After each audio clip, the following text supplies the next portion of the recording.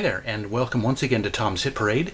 It is time once again for the Backtracks feature, this time for the month of March 2018. Now, I felt like something was missing in the last Backtracks feature. And normally when something doesn't quite feel right, I delete it and record it once again, and usually on the second take it feels right and I upload it. But this time, not only did I not have the time to refilm it, but I just couldn't put my finger on what it was that was missing. And I admittedly am occasionally a little slow on the uptake, and it took me about 2 weeks to finally realize that what I was doing was just naming the artists and titles of the albums, and I wasn't really saying anything about the albums, what makes them special, or why they're on the list. So that's what I'll be doing this time around, and from now on. And also, this was a big month for classic album releases, and so this month, I can't promise I'll be doing this every month, but at least this month, there will be not just one Spotlight album, but two. So that tells you how many great, very prominent releases that are celebrating anniversaries this month. So without further ado, let's get on with the rundown of the classic albums. 55 years ago this month, in March of 1963, the Beach Boys released their sophomore album, Surfin' USA, featuring the title track, of course, as well as their takes on Miserlou, I hope I'm pronouncing that correctly, and the Dick Dale song, Let's Go Trippin'. And also the folk group The Kingston Trio put out their album Number 16, featuring the Lieber Stoller penned song, The Reverend Mr. Black. Happy 50th birthday to Birthday, the fourth album by The Association, featuring the singles Everything That Touches You and Time for Livin'. And also Nefertiti, Miles Davis's 14th album for the Columbia label and his last all-acoustic album. 45 years ago this month, in March of 1973, Pink Floyd put out their 8th album, the epic classic Dark Side of the Moon, and the Doobie Brothers' 3rd album, The Captain and Me, was released, featuring the singles Long Train Runnin' and China Grove. In March of 1978, 4 decades ago this month, REO Speedwagon put out their album You Can Tune a Piano But You Can't Tune a Fish. It was their first top 40 album, and it featured the singles Roll With the Changes and Time for Me to Fly. And also, the sophomore album by Elvis Costello and the Attractions, called This Year's Model, was released, featuring the singles Pump It Up and I Don't Want to Go to Chelsea. 35 years ago this month, in 1983, Spandau Ballet released their 3rd and most successful album, called True, featuring the title track as well as the singles Lifeline and Gold. And also, Tears for Fears debuted with their first album, The Hurting, featuring the smash hit songs Mad World, Pale Shelter, and Change.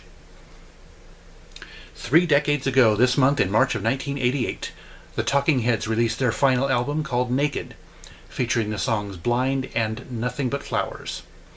And Joni Mitchell released her 13th album, Chalkmark in a Rainstorm, featuring appearances by Peter Gabriel, Willie Nelson, Don Henley, Billy Idol, and Tom Petty. I think I need to check that album out. A quarter of a century ago this month, in March of 1993, the Cranberries released their debut album, Everybody Else Is Doing It, So Why Can't We?, featuring the singles Dreams and Linger. And Lenny Kravitz's 3rd album came out, called Are You Gonna Go My Way? It was his first top 20 album, and it included the singles Believe, Heaven Help, and the title track. 20 years ago, in March of 1998, NSYNC released their debut album in the US. It spent 30 weeks in the top 10. And Eric Clapton released his 13th album, Pilgrim, his first album of all original material in 9 years, featuring the songs My Father's Eyes and She's Gone. 15 years ago this month, in March of 2003, Everclear put out their 6th album, Slow Motion Daydream, featuring the New York Times and Volvo Driving Soccer Mom. And also Linkin Park's sophomore album, Meteora, hit the shelves, featuring the songs Somewhere I Belong and Numb. 10 years ago, in March of 2008, Van Morrison released his 33rd album, Keep It Simple. It hit the top 10 spot, his highest album rank in the US charts, and featured the singles That's Entrainment and Behind the Ritual. And also, Gnarls Barkley released their 2nd album, The Odd Couple, featuring the singles Run, I'm a Natural Disaster, and Going On. And once again, down to the rookies of the group, 5 years ago this month, in March of 2013, Justin Timberlake released the first volume in his 2020 experience. It was his third album, and it featured the singles Suit and Tie, Mirrors, and Tunnel Vision. And also, jazz vocalist Spencer Day released his second album for Concord Records called The Mystery of You. Okay, it's time for the Spotlight Albums of the Month. Those of you who are very well versed in music history will recognize some of the albums that are missing, some of the obvious albums that were missing from those anniversaries. And so you might have predicted the albums I'm going to show you. First one is Please Please Me, the debut studio album by the Beatles. And I have a confession to make. This is the first studio album by the Beatles that I've ever purchased. Don't click away. I can explain. I do have their two hits collections, but I guess the reason I never delved deeper into the Beatles is just because their songs are so ubiquitous, kind of like Motown. You know, you hear them everywhere, so the more likely you are, or at least I am, to kind of take them for granted. You know, just because, like I said, I can hear them everywhere, so it's kind of it's almost like, why have copies of them, sort of, you know.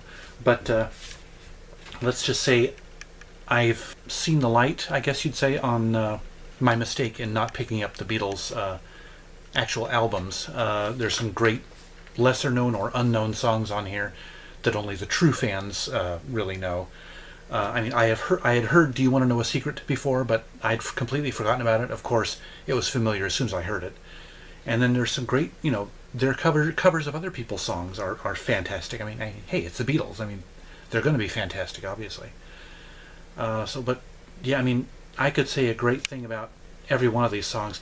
A Taste of Honey. I had never heard a lyrical version of the song before. The only one I'd ever heard was the Herb Alpert version, the instrumental. So that was awesome. And they've got a Goff and King song on here, Chains, and just I mean, they're absolute masters. I mean, obviously. And one of the most beautiful sounds, I think, in all of recorded music is that harmonica on Love Me Do. I mean, it's just it can't be put into words. I mean, honestly. So yeah, this was the first studio album that I've purchased by the Beatles, but it will definitely not be the last. Their second album also celebrates its 50th anniversary this year, so it's almost a foregone conclusion that I'm going to pick that one up. Honestly, this was just so fantastic. And but you know, I think I might actually like the second Spotlight album I'm going to show you a little bit more than the Beatles, as difficult as that is to believe. And this one is Houses of the Holy by Led Zeppelin.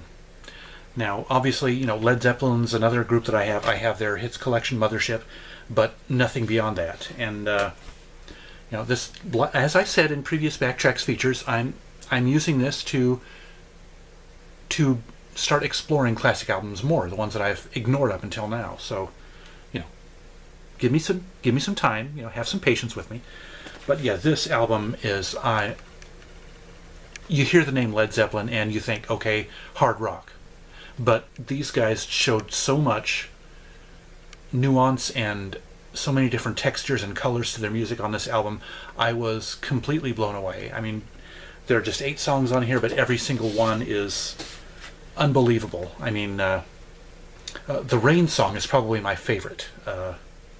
It's just so luxurious and rich, and I can't describe it. And then, you know, Over the Hills and Far Away, you've got that acoustic intro, and then those guitars and drums hit, and the crunge was kind of fun. You know, I don't know what. It's almost like proto-punk, maybe. I don't know. That's probably not accurate, but it's just, you know, a great.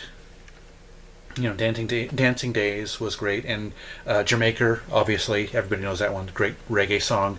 No Quarter is it's another one of those kind of mini epics.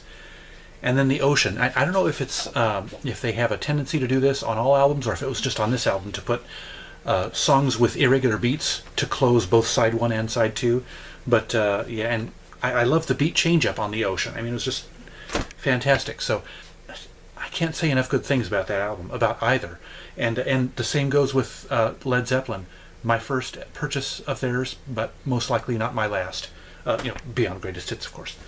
So yeah, this was a fantastic Backtracks month for me, and heck, you know, who knows? I might actually end up doing 2 Spotlight albums every month if they continue to be this good.